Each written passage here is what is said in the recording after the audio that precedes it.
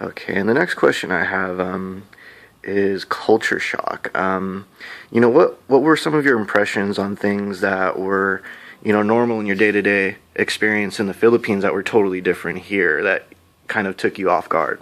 Okay, so I came from the Philippines, went to a Catholic school, exclusive school run by priests, okay? I went from there, and that's all my life. Even when I was born here in the States and I lived here, um, I went to a Catholic school when I was in kindergarten. Then we moved there, that's what I did. Came back here, my dad passed away, and then I started going to a public school. So the big difference between that is that, and then coming here, there's like all these different races, In the Philippines, at the time, because we weren't as westernized as we are now, we used to only see white and black people on TV and shows such as Beverly Hills 90210, Melrose Place was dubbed. They showed it in the Philippines, but was dubbed in Tagalog, and they would cut off like the kissing scenes. So when I went on vacation here with my family, and I went to like Disneyland, and I would like literally stare at these people, like these guys or these girls and guys like making out, and I'm just like staring. My mom's like, catch me. She's like, stop staring. And she's like, stop looking at them, and I'm like, but they're kissing in public, and that for me, that was very, very new. And like the punk kids with the colored hair and like mohawks and just, and that different. And then I was just so fascinated, and I'm just so like intrigued about like the culture here and how free it was. But one of the things that like really, I was very, very like kind of confused about, and kind of like, how would I explain it? Just kind of like confused and not understand. Like this is when my ignorance like comes into place. Is when I first came here, I didn't know what organic meant. Okay, as far as food goes, and I didn't know what racism was. Okay, because with the food wise, organic meaning when I came here, I thought it was so cool to see like meats like all cut up and packaged and ready to go. Like, wow, this makes our life so much easier. Whereas in the Philippines, everything that we caught, everything that we ate came from our backyard. Our maid would gut it out. We used to have maids in the Philippines. That's another like change here. Is like everything you got to do on your own. It's like do yourself. But for me, that was very like freeing. That I'm able to just kind of have a little bit of control in my life, not having a maid. Like to like depend on. But maybe now it would be great. Sense of independence. Yeah, that's what it was. And so, so it's different. So, our fruits, our vegetables that we caught was, everything was in the, in the back. And if you wanted to get fish, we would go to the wet market where you would get it where they just caught the fish that day.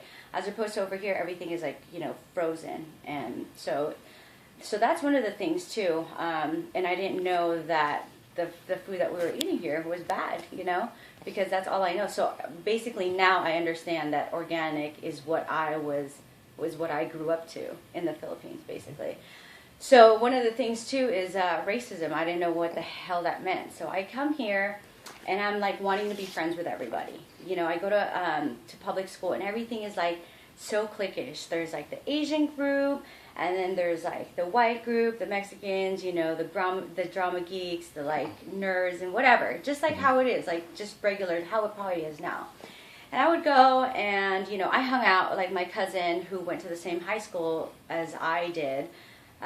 She was like in the Asian group, so I just was hanging out with her because I didn't know anybody. So, and then when I started talking to like, the other kids, they were like, oh, why are you hanging out with them? And I'm like, well, what do you mean? They're like, those are the white kids. And I was like, well, what do you mean, I was like, I don't get it. I was like, what do you mean? They're people too, And they're like, well, you would have like a bad reputation if, you don't like stick with us. And I was like, I don't get it. Like, this is like, what, in 1997? So I was like, wait, I don't get it. They're like, and then I went and then I studied like American history. Oh, kitty, stop. Sorry. And so, and then I studied American history, I think, in like my freshman year in high school. And then they were explaining to me what, like slavery back, how it was back in the days, And I was talking to my mom, and I told her, I was like, Mom, I go, I don't understand racism. I was like, why is there like a classification for different groups? And aren't they like human too? Don't they have feelings? And I was like, aren't they just like us? They have brothers, sisters, and cousins. I was like, Mom, I don't understand. And quite frankly, I wanted to, like, it kind of scared me a little bit, because I don't want that, And of course, they were making fun of me. I was being called like a fob because my English was broken. They called me, but because I wanted to be like so included, that every time somebody made fun of me, like, I would just be like laugh with a joke. But in reality, it didn't hurt my feelings, because I'm just like, well, whatever, like, I'm just like you, So, and they made fun of me because I was a gook or whatever the hell. I didn't even know what the hell that meant, so I didn't even care. So, and I was just telling that to my family, and they were trying to explain it to me, and I talked to like my teachers, and I was like, I really don't understand it. I don't like this. It's like, if this is how like society is here, then I'd rather go back to the Philippines, where I wear a uniform. Like, what I loved about the States is that, like, we have our own individuality here, which I feel like it's complete, it's great, it's a beautiful thing, and there's plenty of opportunities here, and they don't judge you by what you do, or supposedly they don't, because in the Philippines, as a Catholic at the time, everything that I wanted to speak my mind or how I feel, I always have to watch what I say before I say it. So the 95% of the time, like, I had like a lot of suppressed feelings, because I was a Catholic school child. Because if I say something, then it would be like misinterpreted, or I would be committing a sin, or I'd be like confessing something, which is probably why who I am now. My dad passed away, and it's a completely different culture, but one of the things I do miss and love about the Philippines is the respect, for the elderly and for one another. Here, they won't respect you. A lot of the things here, and this is why I like to visit the Philippines or any kind of third world country, is because when you go there, a single piece of chocolate is appreciated there and could bring so much happiness. Whereas people here, it's like they won't do anything out of the kindness of their heart unless they're going to get something out of it. Which is like, it's kind of sucks. It's like, you are an individual, and you're kind of like hustling for yourself, and you're kind of trying to sell yourself, but no one will do anything for just like, for each other to help somebody, which is kind of sucks, and that's like the unfortunate thing. So it's kind of hard to actually find a true friend here, although I am fortunate enough to have like really good friends. The family value here is completely different from the Philippines. Like, my dad is one of 13 kids, and like, we're very tight knit, like, no matter what. Like, here, they like disown people. Like, when you turn 18, it's like you're out of the house. That's one of the differences, and also the education. Like, for example, the education here, I've never been to a private school here, but the education from where I came, I feel like there's a higher education in the Philippines. For example, a lot of the times now here, I haven't really met anyone who can write in cursive, like good cursive. It's like all chicken scratch. In the Philippines, there's a class specifically on writing in cursive, which is crazy. And you can't write print unless, when you take notes, everything has to be in cursive, which is weird, but I thought I didn't mind it before, but now I completely understand it. A lot of the things that I've learned in the Philippines, in the Philippines, I would come here, I learned it, or I had already learned a few things that, a few years back. The education is definitely higher there, and they also teach this thing called Christian living, which is, part, about, the Bible and like, about what Catholics do or whatever. And then there's home economics, which is, our home economics is completely different from the home economics that they offer as an elective in high school here. Home economics starts at like when you're in second grade. So as a woman or as a little girl, at second grade or third grade, I think I learned how to sew already, Then fourth grade, they teach you how to sew on the sewing machine.